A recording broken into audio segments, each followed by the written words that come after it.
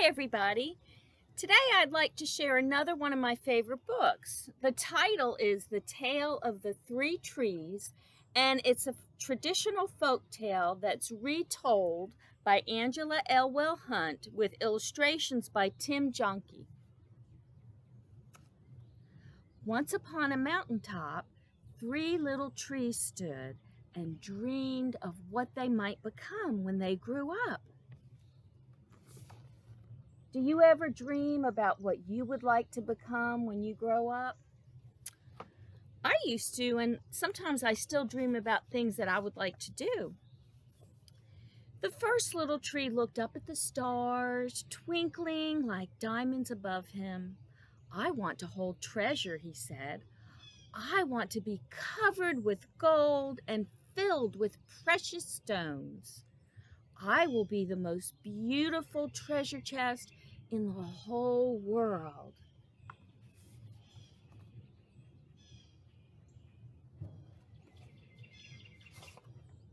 The second little tree looked out at the small stream trickling by on its way to the ocean.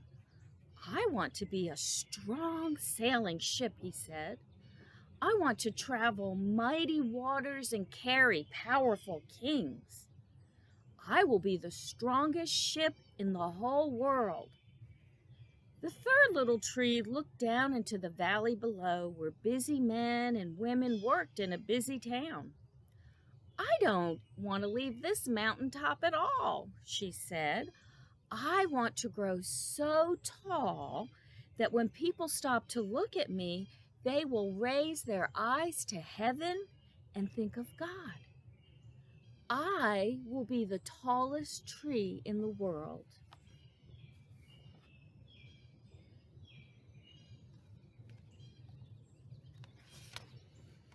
Years passed. The rains came, the sun shone, and the little trees grew tall. One day, 3 woodcutters climbed the mountain.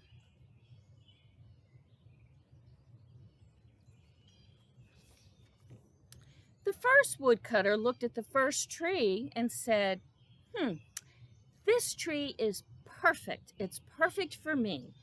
With a swoop of his shining axe, the first tree fell. Now I shall be made into a beautiful chest, thought the tree. I shall hold wonderful treasure. The second woodcutter looked at the second tree and said, this tree is strong. It is perfect for me. With a swoop of his shining axe, the second tree fell. Now I shall sail mighty waters, thought the second tree. I shall be a strong ship, fit for a king. The third tree felt her heart sink when the last woodcutter looked her way. She stood straight and tall and pointed bravely to heaven. But the woodcutter never even looked up. Any kind of tree will do for me, he muttered. With a swoop of his shining axe, the third tree fell.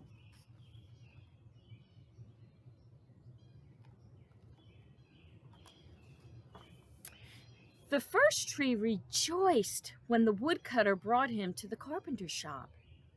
But the busy carpenter was not thinking about treasure chests. Instead, his work-worn hands fashioned the tree into a feed box for animals.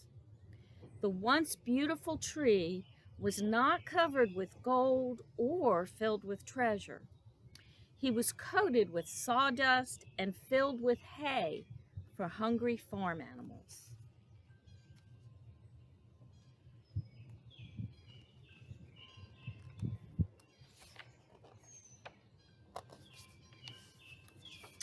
The second tree smiled when the woodcutter took him to a shipyard. But no mighty sailing ships were being made that day. Instead, the once strong tree was hammered and sawed into a simple fishing boat. Too small and too weak to sail an ocean or even a river, he was taken to a little lake. Every day, he brought in loads of dead, smelly fish.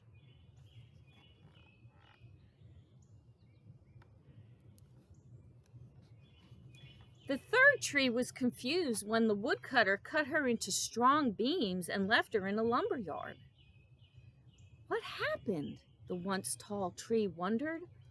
All I ever wanted to do was stay on the mountaintop and point to God.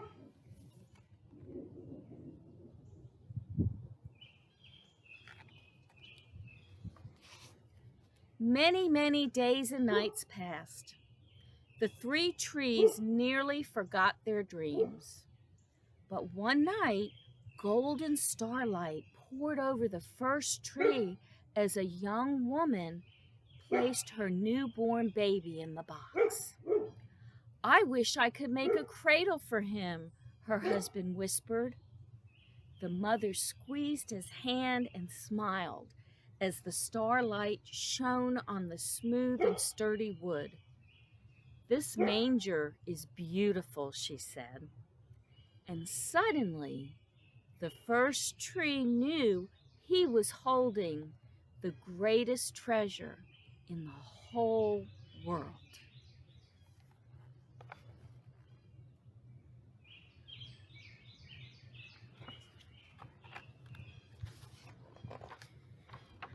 One evening, a tired traveler and his friends crowded into an old fishing boat. The traveler fell asleep as the second tree quietly sailed into the lake. Soon, a thundering and thrashing storm arose. The little tree shuddered. He knew he did not have strength to carry so many passengers safely through the wind and the rain. The tired man awakened. He stood up, stretched out his hand, and said, "Peace." The storm stopped as quickly as it had begun, and suddenly the second tree knew he was carrying the King of heaven and earth.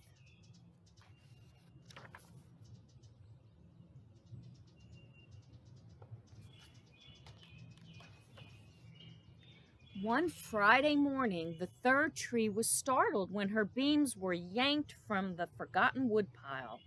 She flinched as she was carried through an angry, jeering crowd. She shuddered when the soldiers nailed a man's hands to her. She felt ugly and harsh and cruel.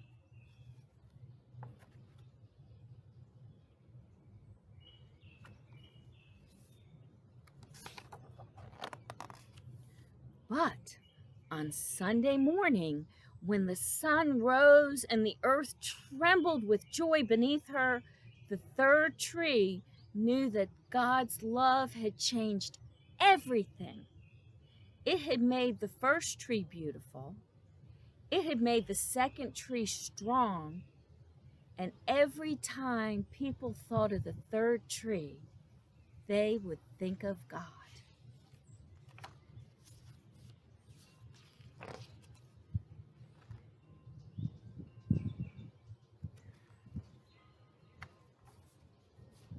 And that, boys and girls, is the end of the story.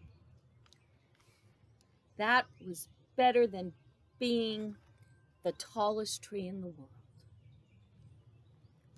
So sometimes God takes our dreams and turns them into something so much better than we could have ever hoped for.